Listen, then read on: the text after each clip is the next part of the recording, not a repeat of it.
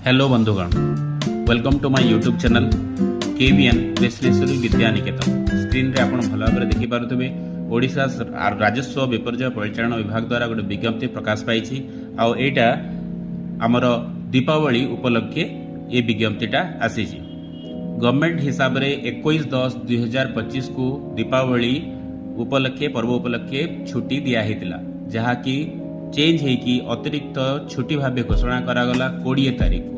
तामाने 20/10/2025 दीपावली उपलक्षे छुट्टी रहिबो एवं 21 तारीख मध्य छुट्टी रहिबो। या हिसाब रे देखिले जोटा लास्ट या सहित 25/10 चतुर्थ शनिवार को कार्य दिवस भाव घोषणा करागला। ये विज्ञप्ति प्रकाश पाई आपन देखि पारुथिबे।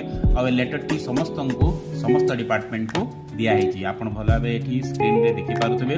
हाँ, गोटे जिनस ये नुआपड़ा को समस्त जिला बाकी समस्त ओडिशा समस्त जिला को यही समस्त छुट्टी एवेल करें।